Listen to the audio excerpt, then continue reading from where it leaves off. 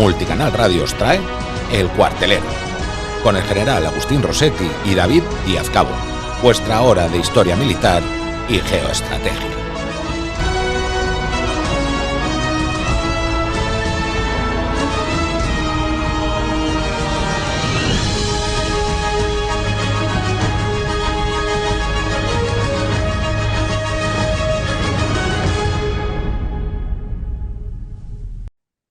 Buenas tardes, amigos del Cuartelero. Bienvenidos de nuevo a otro de nuestros programas sobre historia militar, geoestrategia y geopolítica. Como siempre, David el que os habla y aquí con nosotros el general Agustín Rossetti. Buenas tardes, mi general. Buenas tardes, David. Buenas tardes a todos. Estamos en un mundo en cambio, ¿no? En este momento, como dicen, deconstruido. Sí, deconstruido y multipolar, que esa palabra también está de moda ahora, multipolar también. Recordaros, como siempre, nos tenéis en directo todos los martes a las 4 de la tarde en la radio, en Multicanal Radio y en YouTube, y después en diferido, pues quedan los programas en YouTube, iVoox y Spotify. Y después de acabar con Afganistán, en el programa anterior, que hablamos con el teniente general Mestre, con sus experiencias en Afganistán y con la patrulla marítima, pues nos vamos a ir un poco a la actualidad, que la teníamos, vamos tocándola de vez en cuando, y hoy tenemos la novedad de que Trump ha ganado las elecciones en Estados Unidos y vamos a intentar, bueno, no adivinar, sino filosofar un poco sobre cuáles son los objetivos del futuro gobierno de Trump en política exterior desde el punto de vista que conocemos ahora. Claro, no sabemos por dónde va a ir el mundo, pero bueno, sí lo podemos analizar un poco con el personal que él ha designado para que le acompañe en su presidencia y sobre los conflictos que están abiertos, que todos sabemos que Trump se centra en el Indo-Pacífico, pero también tenemos abierto el conflicto en Oriente Medio, tenemos Ucrania, Rusia y bueno, también un poco las relaciones que tiene él con Europa. Como siempre, nosotros vamos a centrar más que nada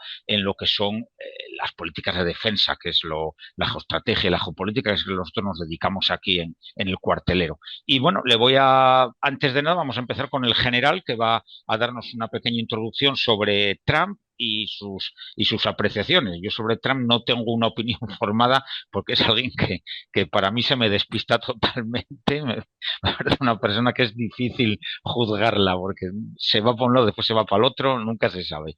Un poco loco está, pero tonto desde luego no es y es un tipo inteligente. Le paso la muleta a mi general.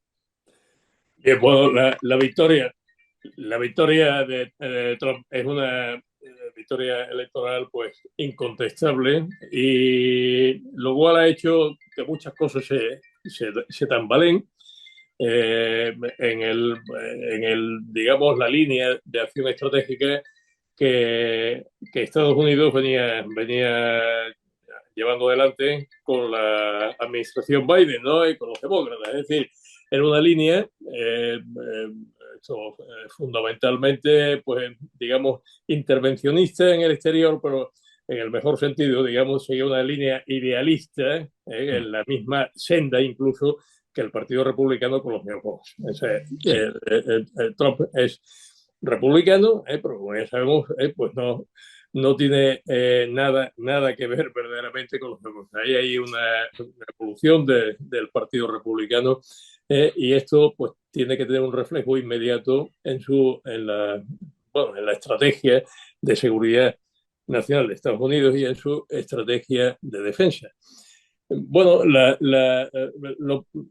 por no especular demasiado, pues tenemos que ceñirnos a lo que vemos. Claro, lo que vemos verdaderamente es el programa de 20 puntos de Donald Trump. El programa de 20 puntos de Donald Trump tiene algunas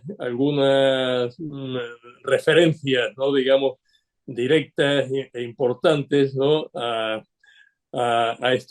los temas de seguridad. O sea, aquí nos dice en su punto octavo, por ejemplo, evitar la Tercera Guerra Mundial y restablecer la paz en Europa y Medio Oriente. Bueno, esto es lo primero que incluso ha declarado. Dice, yo con este asunto de Ucrania voy a terminar en 24 horas. Eso he dicho, en fin, estas son las cosas que hacen las campañas electorales, ¿no? Que hacen decir a los candidatos. Pero bueno, ya pues está anunciando, digamos, un enfrentamiento, un abordaje a la cuestión europea fundamental en este momento, es la guerra de Ucrania, sin lugar a dudas, ¿no? En cuanto a Oriente Medio, pues la larga ya guerra del Sukkot, que se ha ido enredando, en fin, esto en su momento pues ya lo traté, vamos, un artículo en los pocos días después de iniciarse todo esto y tal, ¿no? Que uno de los riesgos fundamentales que había que enfrentar era una generalización o una extensión más bien del conflicto, ¿no? Y así ha venido sucediendo porque la propia lógica pues, ha llevado a eso, porque claro, esto es una cuestión muy peligrosa desde el punto de vista de la seguridad internacional, aunque todos vayamos al escenario, pues es más grave que sería una guerra generalizada, ¿no? Basta con que se produzca una crisis en este Oriente Medio que pueda afectar pues, gravemente pues, a la situación económica mundial, ¿no? Una crisis de energía. O sea, ya hemos pasado por ahí en otras ocasiones, ¿no? Entonces, pues, esto es lo que nos está anunciando Trump ahí en ese punto octavo de su programa, digamos, ¿no? Su programa electoral. No son programas muy simples, ¿no? Casi pues, parece las 100 medidas de Vox. Y el punto duodécimo es reforzar y modernizar nuestro ejército, nuestras fuerzas armadas. Bueno, entonces ahí también está anunciando pues, un propósito de impedir, ¿no? que ese balance, ¿no? con China pueda resultar desfavorable en un momento determinado. Es decir, que de alguna manera también lanza un guante a, a Europa. Sí. Ven, si nosotros estamos dispuestos a hacerlo, pues mucho más debería hacerlo Europa si dice que tiene una amenaza existencial pues en Rusia, ¿no? Que como ya estamos viendo que se está produciendo. Y sin embargo, pues, a pesar de que el mismo Banks, el Sí. vicepresidente, ¿no? Esto electo, pues lo pusiera en tela de juicio de Múnich, como ya hemos dicho varias veces, ¿no? Dice, bueno, ustedes dicen que tienen una amenaza existencial en Putin, pero no están haciendo nada de ¿eh? Bueno, entonces, esto es el escenario. Vemos que inmediatamente pues están produciendo acontecimientos, ¿no? Y eso inmediatamente, ¿eh? O sea que Sí. y ahora lo veremos, tanto en Europa como en Oriente Medio. Sí, es que, a ver, el mundo no se para porque Trump haya ganado las elecciones y va a seguir complicándose o arreglándose. Eso lo veremos. Después hablaremos un poco más de la política y del perfil de cada uno de sus ministros. Podríamos decir que en Estados Unidos se llaman secretarios. Los ministros que conocemos aquí en Europa allí son pues, secretario de Defensa, secretario de Estado, que es el de Asuntos Exteriores. Y después lo veremos. ¿Quiere que sigamos viendo un poco cómo está la situación? ¿Empezamos por Oriente Medio? ¿Por dónde quiere empezar? Sí, bueno, podemos empezar por Oriente Medio, si te parece bien, vamos. Sí, pues empezamos por Oriente Medio. Por la situación actual hemos tratado, tenemos programas en el cuartelero sobre Oriente Medio, sobre Israel, la historia de todos estos países, que podéis escucharlos allí, nuestros oyentes, pero lo dejamos, el último programa donde tratamos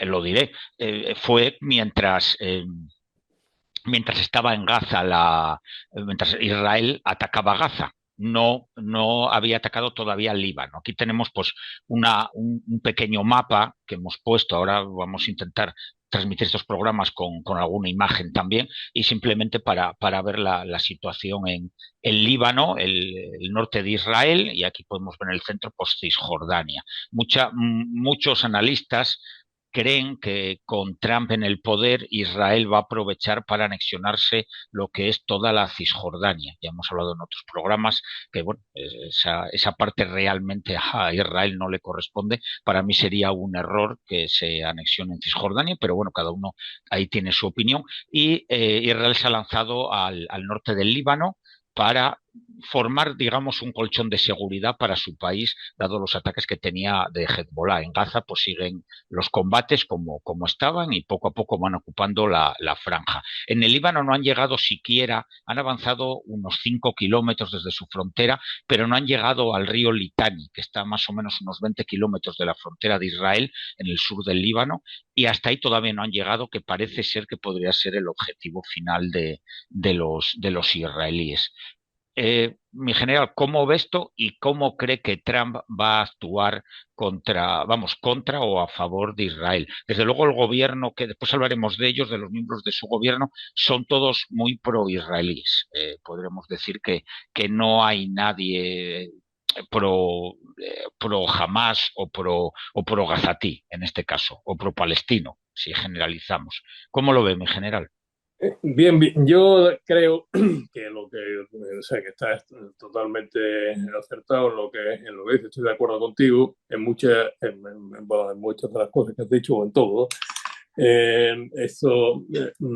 Así como sus nombramientos, ¿no? Desde el punto de vista europeo, digamos, pues pueden ser más críticos, ¿no? Es decir, que pueda manifestar, ¿no? Pues una tendencia a, a aislarse de Europa o a desentenderse, ¿no? En gran medida de sus problemas de seguridad.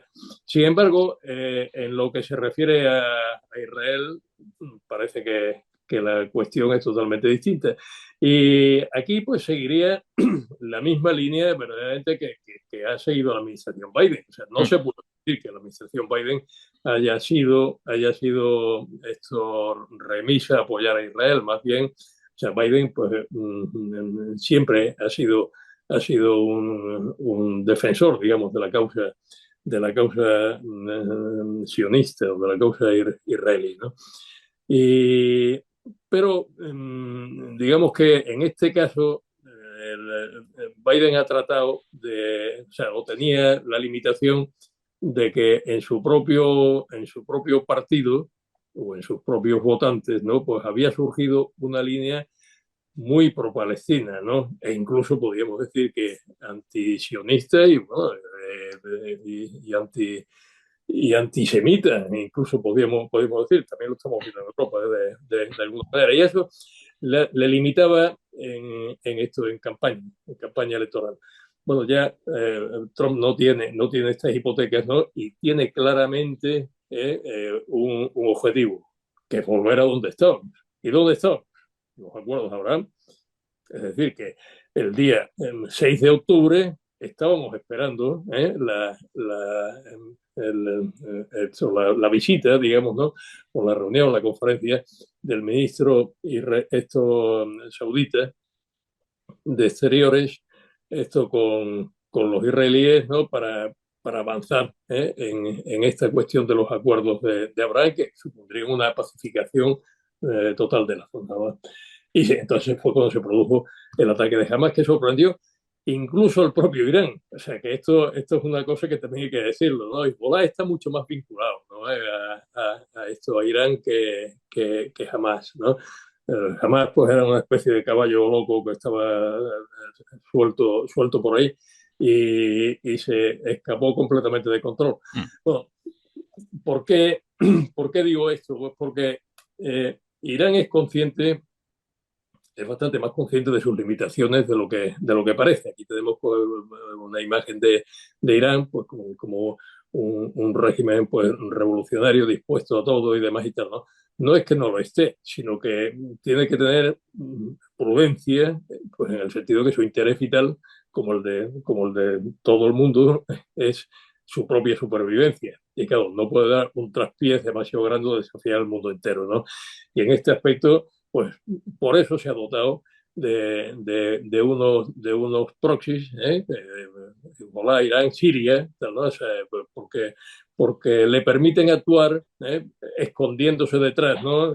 De forma que no esté afrontando riesgos existenciales, ¿no? Bueno, esto hay que tenerlo siempre muy, muy en cuenta. Y estos proxies se han dotado, o sea, los ha venido alimentando de forma que constituyen una amenaza formidable contra Israel. O sea, quizá Israel no era tan consciente del riesgo que suponía jamás en Gaza, ¿no? Pero desde luego tenía que serlo en cuanto se refiere a Hezbollah. Hezbollah pues tenía una formidable capacidad militar, ¿no? Frente a Israel. O sea, no es que fuese en fin, sistemas de armas, digamos, de alta tecnología, pero sí tenía una capacidad para lanzar un ataque masivo contra Israel. Y de hecho hay 100.000 israelíes que han tenido que salir de Gaza, ser de sus hogares y llevan mucho tiempo, ¿no? O sea, lo que significa que esa era una amenaza real.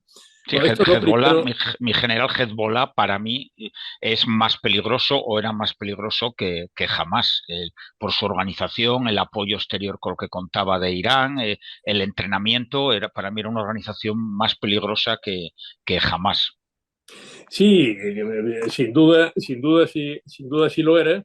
Y Israel eso lo tenía muy claro y tenía digamos, preparados planes, ¿no? Para contrarrestar, ¿no? O sea, para afrontar esta amenaza. Lo que pasa es que eso le obligaba a enfrentarse a un nuevo enfrentamiento en el Líbano, ¿no? Y bueno, ya han sido tan reiteradas estas intervenciones y algunas pues con resultados pues bastante por debajo de las expectativas, como fue la de 2006, ¿no?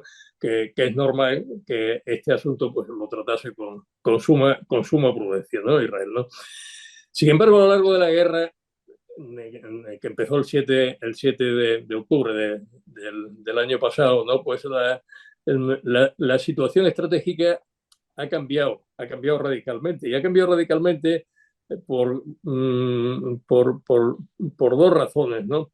Primero, o sea, y esta es la más importante, y es que la amenaza digamos que se ha diluido bastante, la amenaza contra Israel. ¿Por qué? Pues en primer lugar porque el ataque de Hamas, que sorprendió sorprendentemente esto a Israel, ¿no? Pues ha sido desarticulado totalmente. Es decir, Israel ha pasado, digamos, de la estrategia que había seguido Sharon, ¿no? En su momento, ¿no? De decir, bueno, vamos a darles ese trozo de tierra, ¿no? Y que se dediquen a gobernarla y ya, como decir, ya tienen que entretenerse, nos dejan en paz, ¿no? Eso es, en resumen, lo que sería la forma que tuvo Sharon de afrontar este conflicto, digamos, de cuarta generación del que hemos hablado tantas veces y tal, ¿no? Y bueno, pues esa ayuda, digamos, internacional incluso, ¿no? Que había recibido Hamas, pues ya sabemos ahora en qué lo invirtió. Bueno, ahí se ven los miles de kilómetros de túneles, ¿no? Y de fortificaciones, de inversión en cohetería, ¿no? Pues capaz de causar grandísimos problemas a Israel y tal, ¿no? Bueno, esta es la primera cuestión. Jamás ha sido borrado del mapa. En el momento en que jamás ha sido borrado del mapa, ahora ya Israel puede volverse contra Hezbollah. Entonces, ¿cuál era el problema de Hezbollah? Pues el problema que afrontaban con Hezbollah, como decíamos, es que... En eso, mi general, si me permite, acertamos, sí. Porque si recuerda, aquí en el cuartelero vamos a presumir de algo. Dijimos que cuando Gaza fuera reducida más o menos a algo manejable, seguramente parte del ejército se lanzaría hacia el norte del Líbano por Hezbollah. Y lo comentamos aquí. En esa cosa acertamos, en otras habremos fallado, pero en eso acertamos. Efectivamente, porque es que ese era el problema. El problema es que sí, se había desarrollado esa cúpula de hierro, ¿no? Que era capaz de afrontar la amenaza de los cohetes de Hezbollah, bueno, si no todos, ¿no? Pues al menos en gran parte, ¿no?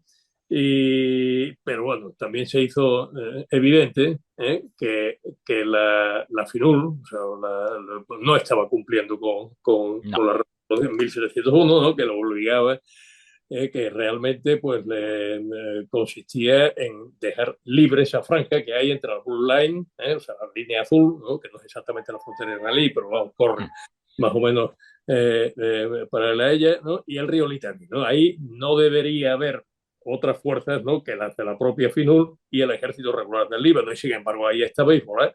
Y Sí. bueno, estaba Hezbollah pues, delante de las narices de la FINUR.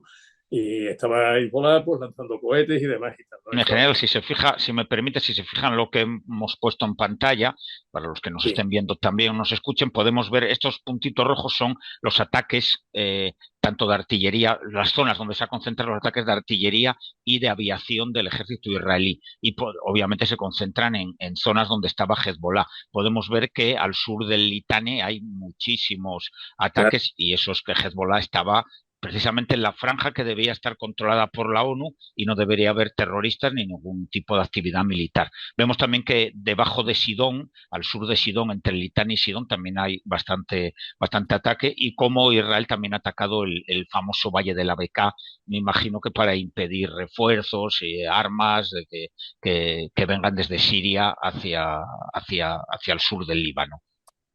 Bueno, el ataque israelí, por tanto, tenía que, no bastaba con lanzar ataques aéreos, ¿no? De forma que bueno, se actuase, digamos, contra los asentamientos de armas de Hezbollah, sino que había que llegar incluso, ¿no? a una operación terrestre, ¿no? Y así se ha hecho.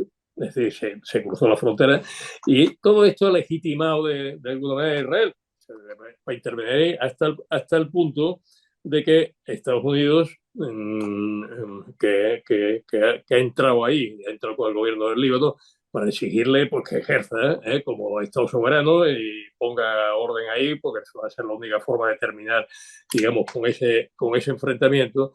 Pues el enviado es Hostain, ¿no? Amos Sí, Hostain, ¿no? Que está en el Líbano en este momento, están llegando a delinear ahí pues un tratado, un acuerdo con el Líbano que ponga un alto el fuego en todo esto, ¿no? Pero con la reserva de que si ese acuerdo no se cumpliese, el ejército israelí estaría legitimado para entrar de nuevo en la franja, en esa franja al sur del río Litani y poner orden por su cuenta. Bueno, el gobierno del Líbano parece que no está de acuerdo con eso, pero la noticia de hoy es que, la noticia de hoy es que ese acuerdo pues se va a firmar y sí. que Irán Irán ha obligado, ¿no? a esto a aceptarlo. De Sí. verdad que El Irán, Líbano había exigido hace pocos días también a Irán que intentara arreglar la situación. No sé, el poder del gobierno del Líbano, pues no es que sea eh, el más fuerte del mundo, pero bueno, ellos están abogando también para que Irán afloje y obviamente Hezbollah también es enemigo del Líbano. Es el principal problema que tiene el Líbano actualmente. claro, entonces, pues, digamos que se ha derrotado a esto, a Hezbollah. Y esto es lo que ha hecho cambiar la situación. Es decir, primero, la eliminación de esto de Hamas de Gaza, o sea, digamos, de su capacidad de combate, su capacidad de lucha y tal, ¿no? Y por otra parte, pues hemos asistido a la forma en que Israel ha terminado con Hezbollah, Mm. o ha desarmado, o ha desbaratado Hezbollah. Lo ha hecho por una combinación de inteligencia, es decir, sistemas de inteligencia, y de tecnología y de penetración en las estructuras Mm. esto de Hezbollah.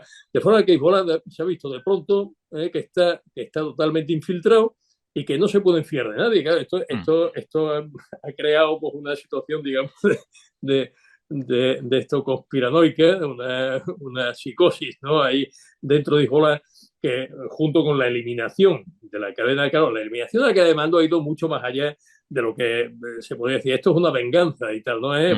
No, ha ido mucho más allá. Ha sido desbaratar totalmente la estructura de mando de Hezbollah. De verdad que si aparte, si a los daños físicos, digamos, ¿no? Materiales, ¿no? Producidos por los ataques, pues esto y la eliminación de los orígenes de fuego, ¿no? Al sur del río Litani, ¿no? Sobre todo. Unimos, ¿no? La situación psicológica creada, ¿no? Dentro de Hezbollah y la destrucción de su cadena de mando, pues Hezbollah está fuera de combate. Entonces se ha puesto fuera de combate a los dos profis de Irán y entonces a Irán la única cosa que le queda es llegar a un enfrentamiento directo con Israel. Sí. Y Irán sabe que no puede llegar a un enfrentamiento directo con Israel porque en este momento lo perdería. De verdad que lo que quiere decir que se ha llegado a un punto en la negociación de que ha tenido que acceder, de forma que es posible que digamos, ¿no? ese objetivo de Trump, de llegar a su presidencia, a su toma de posesión, con el problema resuelto o en vías de solución, el problema de Oriente Medio, pues puede hacerse realidad.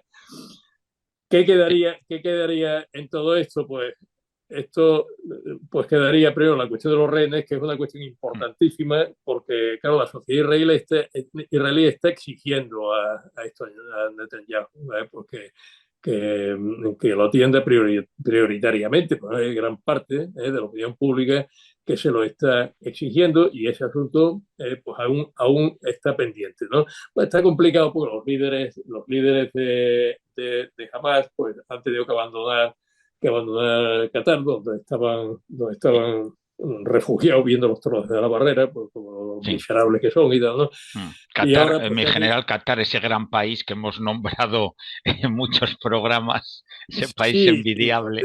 Continuamente, no sale siempre. ¿no? Está siempre en todo lo malo, ahí está Qatar por el medio. Es tremendo.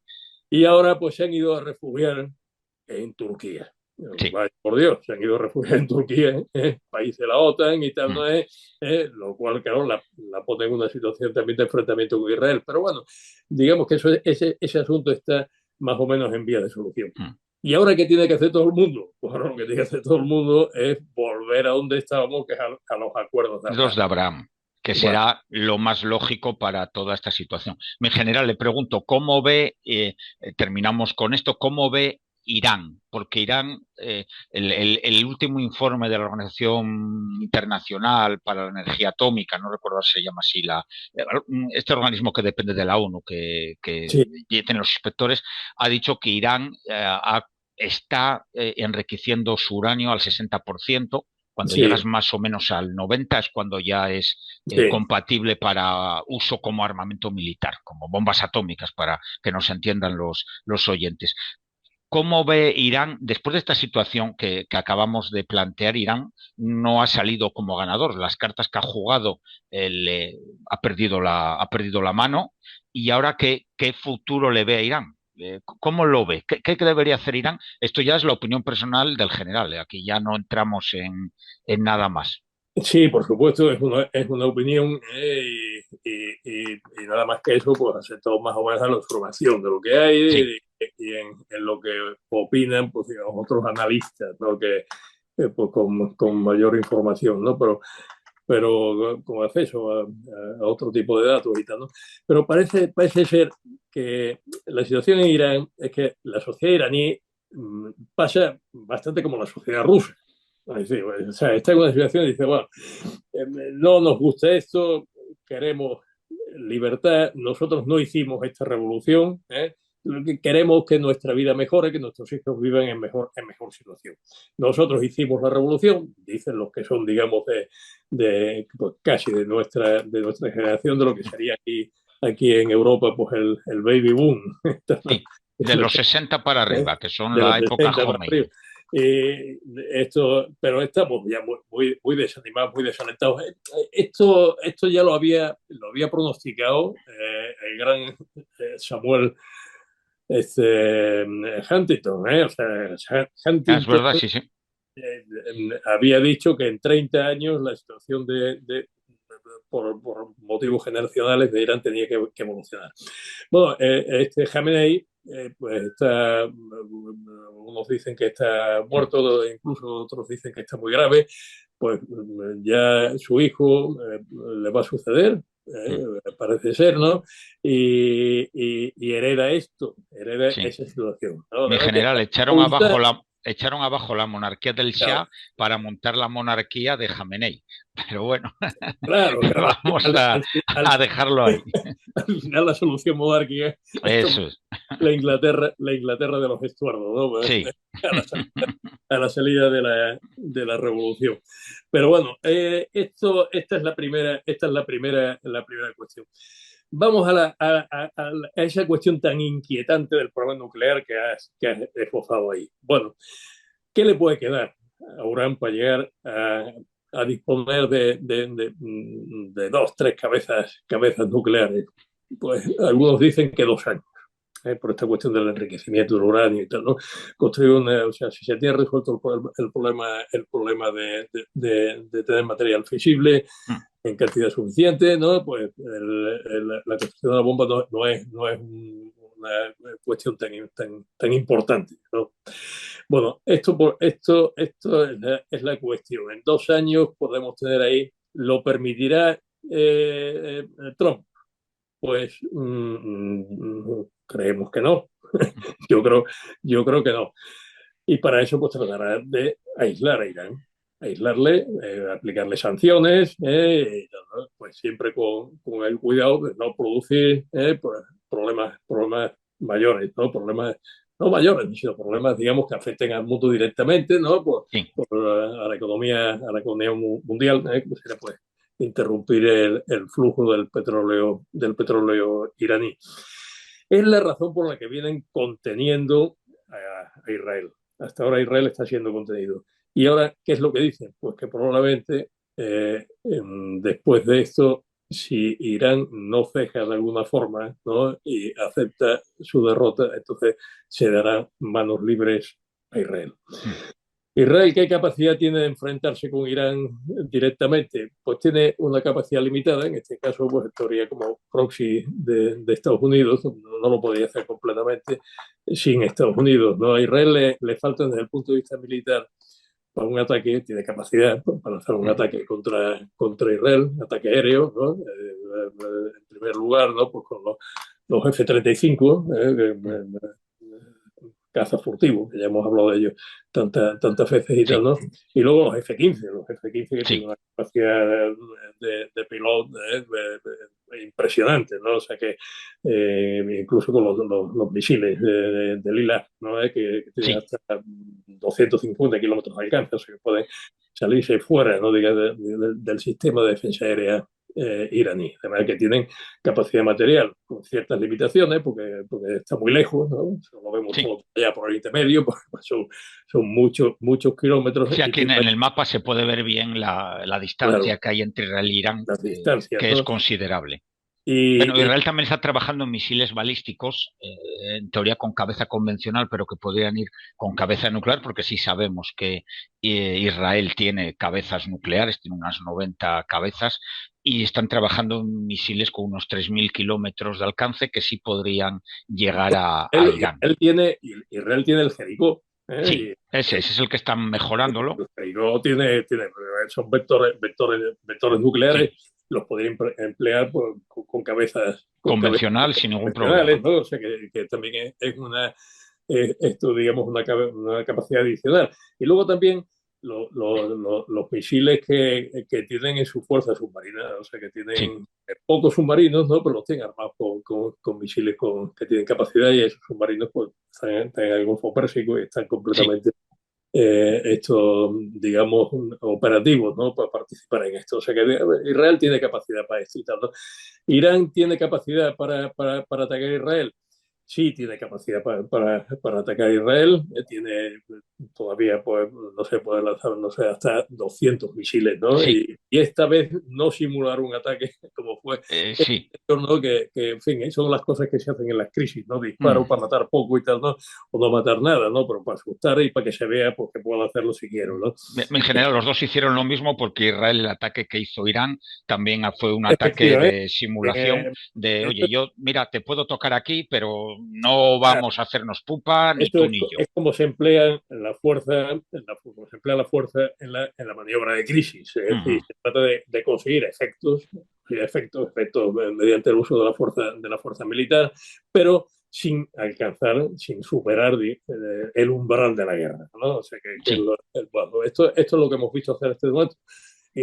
Irán podría lanzar un ataque esta vez de verdad, sí, podría hacer daño, pues sí, porque varios de sus misiles podrían penetrar.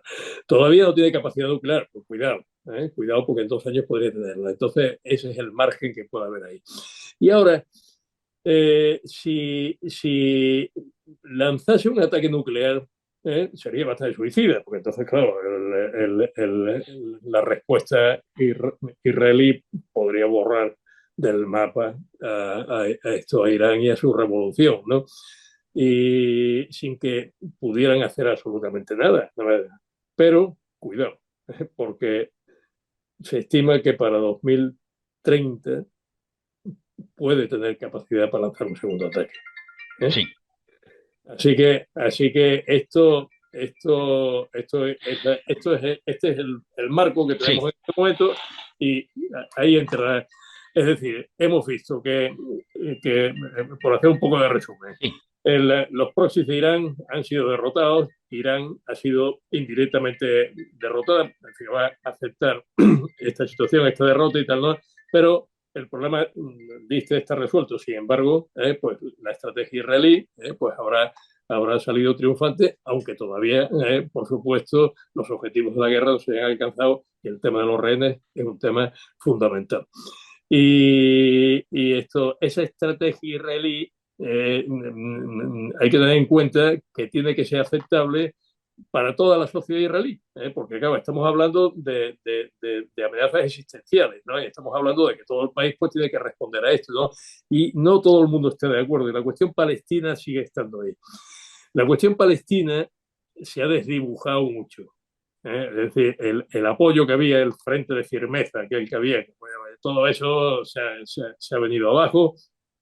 Ahora, los países que estaban ahí, pues, estos son, si no aliados de sí. Israel, o son socios, ¿no? Del Mm. Egipto, desde luego, y tal, ¿no? O se toleran.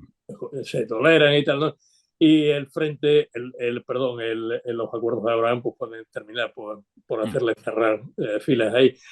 Arabia Saudita y Marruecos son Sí, los nuevos líderes, ¿no? Ahí del mundo árabe. sí, La nación árabe, toda aquella creación de Nasser en su momento y tal, ¿no?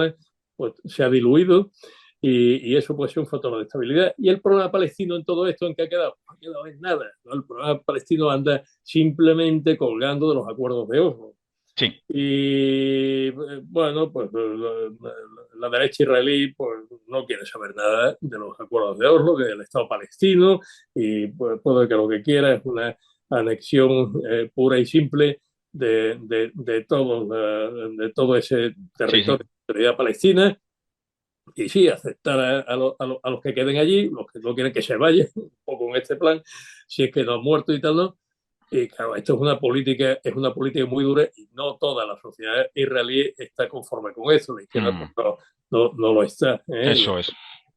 Así que, bueno, esta es la cuestión. De manera que esos dos pilares, primero, pues digamos, parece pues se ha deshecho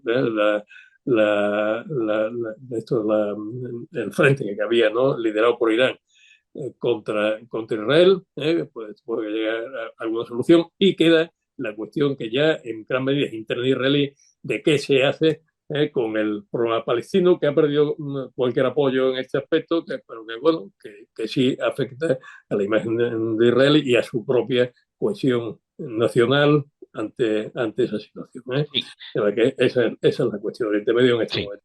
Y ahí lo dejamos y volveremos sobre ello seguramente en programas posteriores. Vamos a pasar, si le parece, un poco a Ucrania. Lo resumo yo la situación en un minuto y después vamos a hablar del gobierno de Trump y sus posturas respecto a Ucrania y también a lo mejor respecto al Indo-Pacífico. Para ya terminar, esto es un plano de Ucrania, la situación actual de hace 3 días, pues tenemos los rusos pues ocupando pues Donetsk, Lugansk, les queda parte todavía de esas provincias por ocupar, no han llegado a Zaporilla, que es uno de sus objetivos de este último periodo de la guerra, obviamente, y aquí el terreno, bueno, estos son unos contraataques en la zona de Kharkiv, de Kharkov, que están realizando los rusos, y la parte ocupada porque no está aquí marcada, estaría aquí arriba, en la zona de Sumi, por aquí arriba es donde estaría la parte, el Kursk ocupado por Ucrania. Hemos tenido la noticia hace un par de días que Estados Unidos, Biden, ha autorizado a que se puedan usar los misiles ATACMS que disparan los MLRS o los HIMARS. Son misiles de unos 300 kilómetros de alcance, una cabeza de guerra de 250 kilos de alto explosivo y una precisión de 9 metros. O sea, son muy buenas armas y pueden hacer un pupa a lo que son todo el esfuerzo logístico ruso. En principio parece ser que se van a hacer suscribir a la zona de Kursk, de esa ofensiva, que es lo que está intentando aguantar ahora el ejército ucraniano. Está la defensiva Ucrania, los avances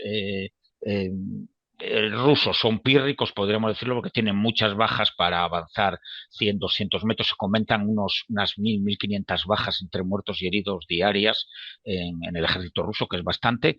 Y en la zona de Kursk, pues hay un toma y daca. A veces pierde un poco de terreno Ucrania, otras veces recupera un poquito Rusia, y están ahí. Desde luego, Ucrania quiere conservar ese terreno.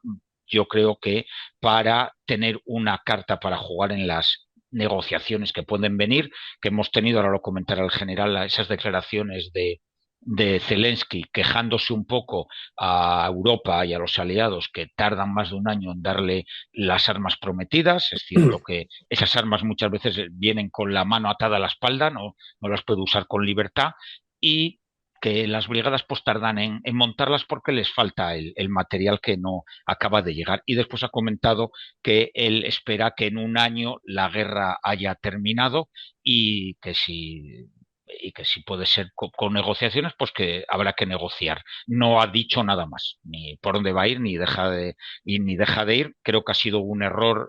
Ahora el general no sé si estará de acuerdo conmigo o no. Es el mismo error que hemos comentado en otros programas de Trump, avisando a los talibanes cuando se iban a ir de Afganistán. Pues en este caso yo no hubiera dicho un plazo para intentar acabar la guerra, que no significa que vaya a acabar ahí, obviamente, porque para negociar tienen que querer los dos. Pero bueno, ahora mismo Ucrania tiene a su favor que ocupa parte del territorio de Rusia, que eso es importante. Y en 5 minutos, mi general, lo que usted ve de este tema de Ucrania, y pasamos al gobierno de Trump. Bien, ahí siempre hemos dicho que el conflicto de Ucrania empleo la palabra conflicto deliberadamente, o sea que es una guerra, pero también es una crisis, ¿no? Según cómo se enfoque, ¿no? Es una guerra limitada porque está confinada por un territorio concreto y unos actores concretos, ¿no? Y eso, pero envuelta en una crisis internacional, una crisis generalizada.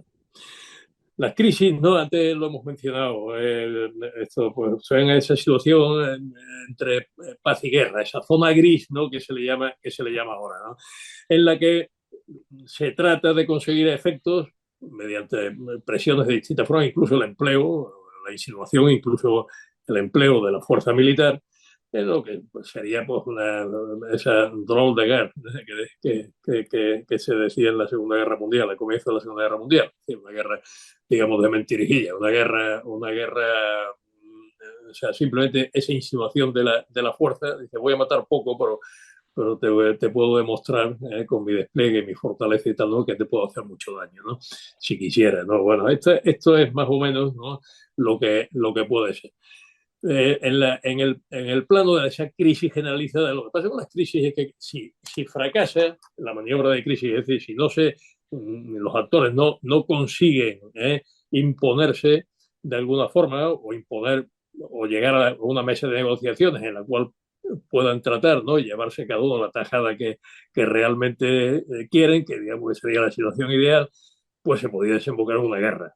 Entonces, así como una crisis limitada, pues puede dar lugar pues, a una guerra limitada, una crisis generalizada puede dar lugar a un conflicto, una guerra generalizada. Y claro, eso son palabras mayores y eso es lo que se ha venido tratando de evitar.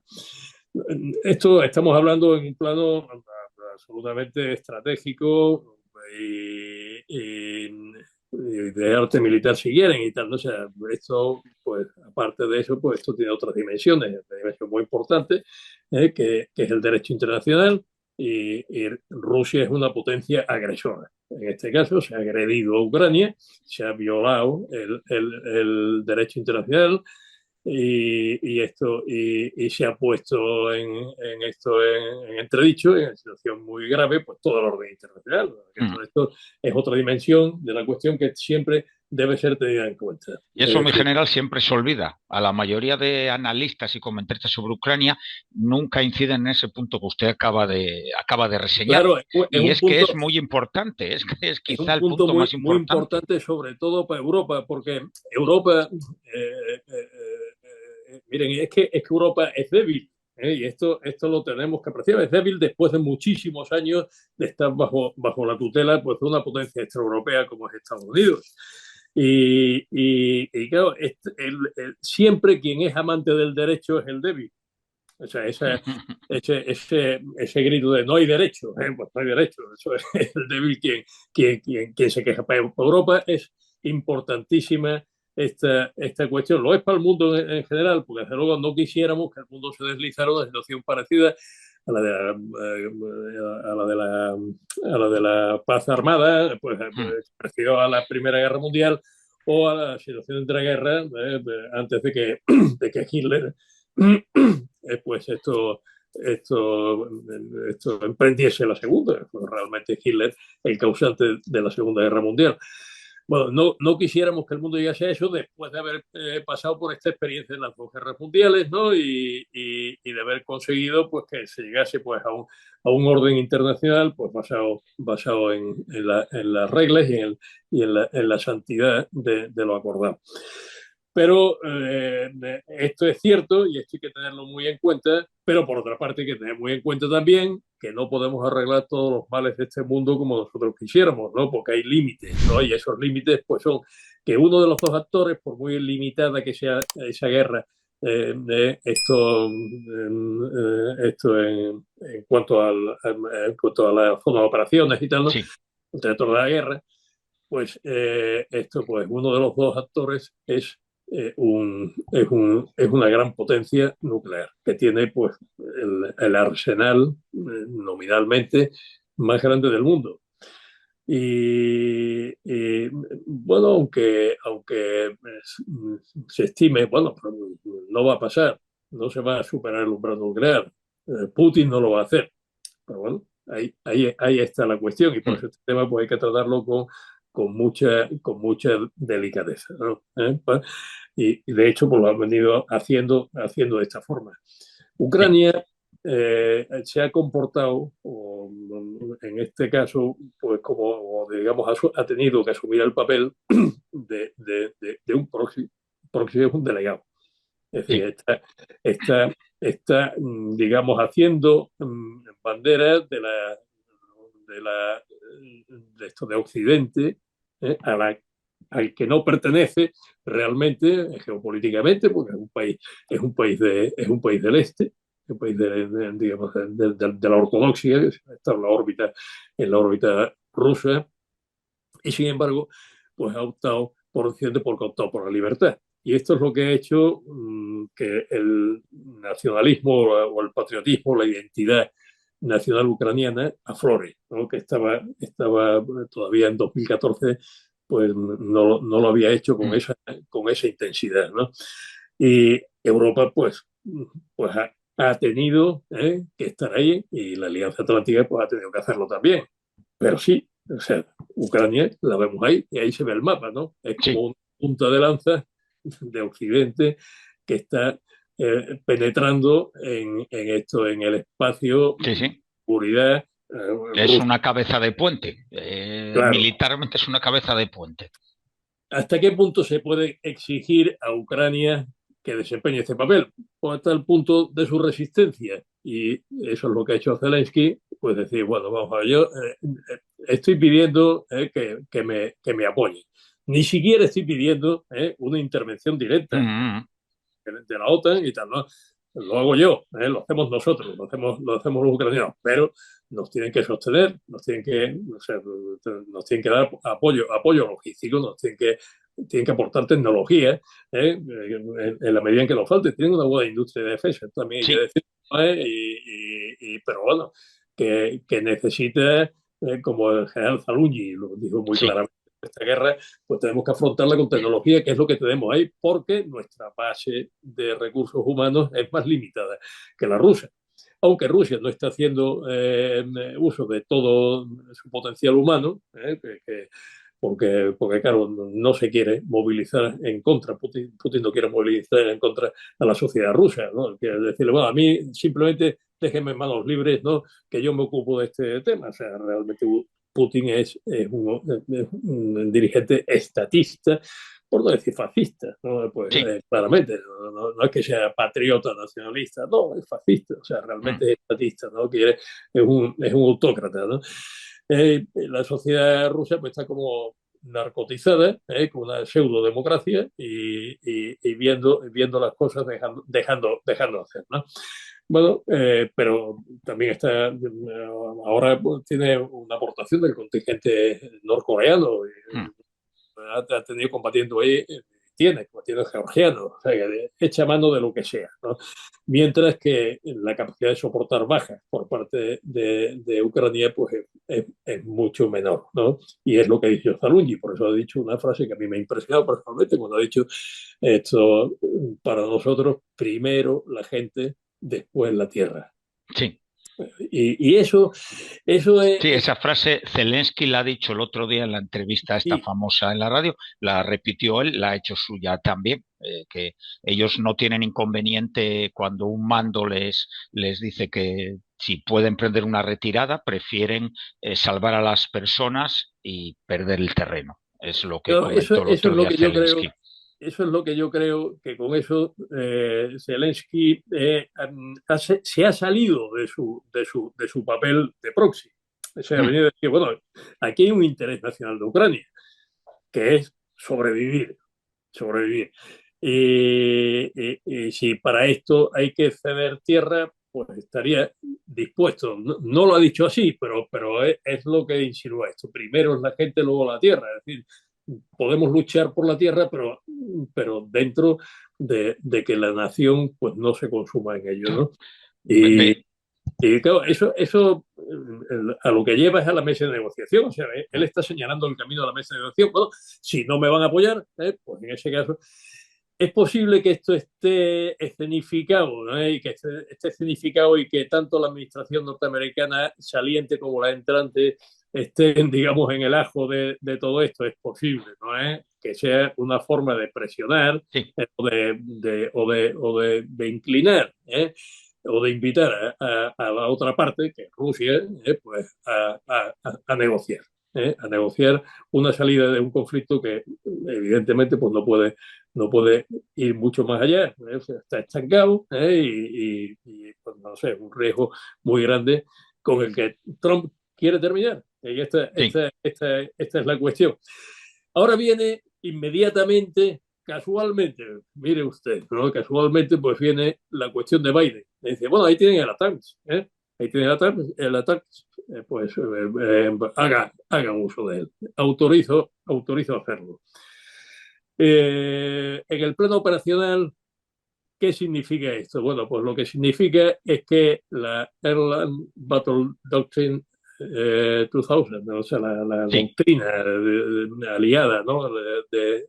Para el empleo de la fuerza aeroterrestre, pues puede desarrollarse, puede aplicarse, cosa que hasta ahora no ha podido hacer. ¿Por qué? Por falta de dimensión aérea. mm, O sea, la Fuerza Armada Ucraniana tiene una capacidad aérea limitadísima y Rusia no quiere arriesgar su fuerza aérea frente a las defensas aéreas ucranianas, pues con equipos occidentales, ¿no? Entonces, pues es como si esto no existiera, y si esto no existe, pues queda paralizado. Pues todo lo que es el sistema de combate de tercera generación del que hemos venido Sí. hablando extensamente en programas anteriores.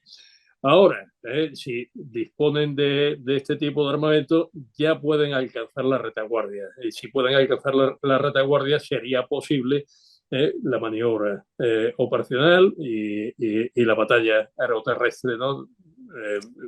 Con ciertas limitaciones, pero bueno, es posible que se pudiese hacer frente a la ofensiva Sí, rusa. que eso, mi general, hemos visto a Ucrania lanzar una buena maniobra operacional precisamente cuando han entrado en Kursk.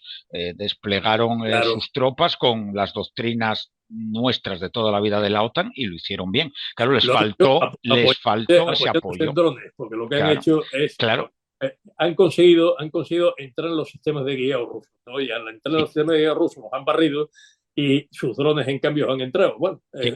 y eso ha conseguido ciertos efectos, ¿no? Pues esto en el plano operacional. Ahora, ¿cuál es la finalidad estratégica, pues, de esta decisión de la administración Biden, ¿no? Digamos, ya final, ¿no? En sus momentos finales y tal, ¿no? Pues, ¿por qué no lo ha hecho hasta ahora? Se le podría decir, a buena Sí. hora manga verde. Lleva un año de retraso desde que llegaron esos misiles. Bueno, es decir, vamos a llevar a los rusos a la mesa de negociación, vamos a invitarles, pero con la estaca detrás de la espalda. Es decir, tenéis la posibilidad de negociar un acuerdo, pero no en las condiciones que vosotros creéis. Las condiciones de Rusia pues son las mismas que al principio de la guerra, lo que quiere decir que si se aceptan ha ganado la guerra. Y Putin no puede ganar esta guerra, no puede ganar esta guerra porque entonces sí que Putin se convertiría en una amenaza existencial para todos nosotros, ¿no? Para todos nosotros. Esto hay que tenerlo muy claro, ¿eh? Y no sé si algunos en Europa lo tienen tan claro. Yo sí lo tengo en general, usted sí lo tiene claro, yo también, pero yo creo que hay muchísima gente que no tiene claro ese punto. Y en Estados Unidos también hay gente que no lo tiene claro. A ellos les pilla más lejos, obviamente. El próximo golpe, si le sale bien esto a Putin, el próximo golpe puede ser en el Báltico. Y cuidado, porque si es en el Báltico está rodeado, vamos a ver, ¿quién hay en el Báltico? Finlandia, OTAN. Suecia, OTAN, Alemania, OTAN, Dinamarca, OTAN, Noruega, que está allí en la retaguardia. Y lo único que queda es ahí la salida de San Petersburgo para la escuadra soviética. Pues puede, digo soviética porque, claro, ya por afinidad. Nos entendemos todos, mi general, llamando soviéticos a los rusos.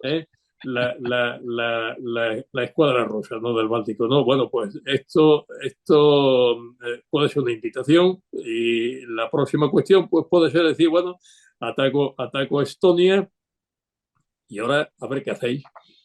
Y si no hacemos nada o no hacemos lo suficiente, adiós, OTAN. Lo hablábamos usted y yo el otro día en privado. Volvemos, si a Putin se le permite la anexión de Donetsk, Lugansk sin ninguna contrapartida, con total libertad, volvemos a 1938, la anexión de los Sudetes por Hitler y después pues ya sabemos lo que vino después, que es lo que usted acaba de comentar. Es que estamos repitiendo los años 30. Y en esa ocasión, y es muy interesante, yo tengo pendiente de publicación ahí porque fue la crisis de los Sudetes fue paralela a la batalla del Ebro. Entonces, pues, examinarla desde el punto de vista de ABC, de las dos zonas, de la zona república y la zona nacional, porque uno reflejaba el punto de vista alemán y el otro punto de vista de las democracias, ¿no? Mi general, nos quedan 5 minutos, no nos da tiempo al gobierno de Trump, lo vamos a dejar para el siguiente programa y el siguiente, si quiere, nos centramos en el gobierno de Trump, el aspecto militar de su gobierno, porque tiene a 3 veteranos de guerra mínimo en el gobierno, algunos muy discutibles porque estuvieron haciendo unas labores en la guerra que no llamarle veterano, pero bueno, bien, son veteranos de guerra por lo menos. Hablaremos sobre ellos y hablamos del Indo-Pacífico, si le parece. Y ahora quiero hacerle una pregunta en estos 5 minutos para acabar. Si Sí. hubiera unas negociaciones, ¿qué piensa usted? ¿Qué opciones tendría ahí Ucrania en las negociaciones? Ceder Donetsk y Lugansk con la condición que Ucrania entre en la OTAN y en la Unión Europea, que sería conflictivo porque hay países que no quieren que Ucrania esté en la OTAN ni en la Unión Europea, ceder Donetsk y Lugansk con la condición de que sean repúblicas independientes controladas por la ONU, una fuerza de pacificación de 50.000 cascos azules, como se planteó en 2014 y que Putin rechazó, cederlo y mientras nos quedamos con Kursk, cambiar parte de esas repúblicas por Kursk. ¿Qué piensa usted? ¿Qué opciones tendría Ucrania ahí? Bueno, Ucrania o Rusia. Bueno, a mí esta situación me recuerda bastante a la de Corea en los años 50. Mm, Es muy parecida, ¿no? Eh, hay esto, la posibilidad pues, de una guerra generalizada, totalmente indeseable. Están las armas nucleares, están por ahí también pues revoloteando, ¿no? Como las había en aquel momento. Bueno, sí. Arturo era de los que pensaba que las armas nucleares no tienen nada de particular, son Mm, simplemente el explosivo más potente que tenemos sí, sí. en el arsenal y de por qué no lo vamos a emplear, ¿no? Y ahora pues los rusos pueden pensar eso. Pues hay quien dice que no, pero bueno, es una hipótesis que queda ahí. O sea que digamos que el enfrentamiento generalizado pues sobrevuela sobre esta cuestión y hay una parálisis, como la había Mm, en la península de Corea, con gran sí, desequilibrio, esto en potencial humano. Por una parte había 5 ejércitos chinos, ¿no? Que habían sí. cruzado el río Yalu, ¿no? En su momento y tal, ¿no? Y ahí tenemos pues a los rusos, ¿no? Que han penetrado pues ahí en las tierras del Dnieper, ¿no? Y están ahí estacionados y de ninguna forma deberían pasar de ahí, porque eso sería pues el final de Ucrania. Entonces los tendríamos aquí mismo, ¿no? Sí. Estarían ahí mismo en la frontera, ¿no? Entonces, es una situación, digamos, de parálisis, ¿no? En ese momento. Y ahora, Ucrania puede ceder el Donbass. Eh, Crimea fue algo que en su momento era parte de Rusia, y para Rusia sería totalmente irrenunciable. Mm, Pero claro, el Donbass es el paso, el corredor que tiene Rusia para alcanzar Crimea. Las aguas del Dnieper pues las necesitan, entre otras cosas, para alimentar Crimea. O sea que hay pero Ucrania no lo puede ceder. Entonces yo creo que a lo más que se podría llegar ahí, en mi opinión, es un alto el fuego, como el que mm, se llegó, paralelo 38. O sí. sea, las dos Coreas siguen en guerra, Están en guerra, sí, sí.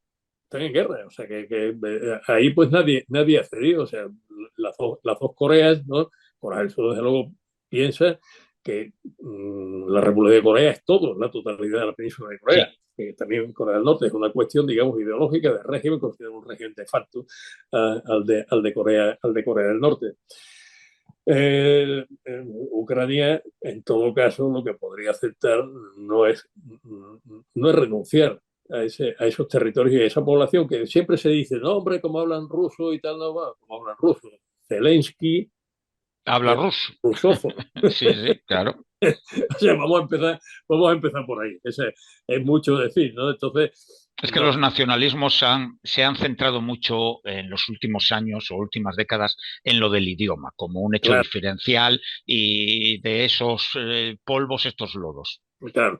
Entonces, Ucrania no puede ceder, por tanto, un alto el fuego, ¿qué significaría? Bueno, llegamos a un alto el fuego, pero eso es mío, no se reconoce esta anexión. Y Mm, Occidente no puede reconocer esta anexión de ninguna forma, ¿no? Estamos ahí, no vamos a seguir combatiendo, hemos llegado a este alto el fuego, digamos, por ahora y tal, ¿no? Pero ya está. Rusia, por otra parte, pues de facto está dominando esto. Bueno, ya veremos qué resolución puede haber en el futuro. Esto es a lo más Sí. que se puede llegar. En cuanto al ingreso de Ucrania en la OTAN, yo creo que no está la situación como para eso. Ya tenemos bastantes obligaciones, ¿no? En Ucrania ha habido una cierta flexibilidad. Digamos que podemos apoyar, pero podemos también abstenernos y podemos adoptar bueno, lo que siempre se ha llamado pues una posición de no beligerancia. Es como estamos, ¿no? Rusia dice, no, es que usted es beligerante. No, no somos beligerantes, ¿no? Somos no beligerantes porque estamos a favor de una de las partes, pero sin embargo no estamos en guerra, ¿no?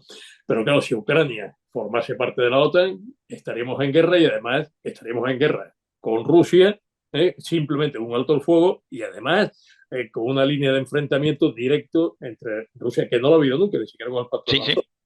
sí, sí. América Bueno, estaba más alejada, ¿no? en Y, general tenemos que terminar. bueno, pues ya está. Esto Yo es lo creo que, que ha hecho, no, no, si esto ha es lo hecho que un buen podemos análisis, decir. justo lo que le preguntaba. Veremos en qué va desarrollándose todo esto. El siguiente programa hablaremos de Trump, sus ministros, como les decimos aquí, y sus políticas, y vamos a ver el Indo-Pacífico. Y si realmente la política exterior estadounidense es diferente o no Biden y Trump, porque yo creo que en general siguen unas líneas comunes, lo que pasa es que después cada uno las interpreta un poco a su manera, pero un país suele ser continuista en sus líneas exteriores, Estados Unidos por lo menos, nosotros no, por desgracia, España no tenemos línea en política exterior, por desgracia. En general, muchas gracias, nos despedimos ya. Muchas gracias a todos por vuestra atención y vuestra fidelidad al programa y muchas gracias, David, por tu excelente preparación en fin, y darle continuidad y cortarme acertadamente demasiado. Mi general, ya sabe usted que estoy una de mis misiones era auxiliar al mando, pues en eso estoy yo. Es un buen diálogo. Muchas gracias, mi general. Muchas gracias a todos los que nos seguís como siempre y nada, nos escuchamos en el próximo programa, el próximo martes, 4 de la tarde, aquí en Multicanal Radio. Gracias amigos, saludos y salud a todos. Adiós, un abrazo amigos, hasta el martes.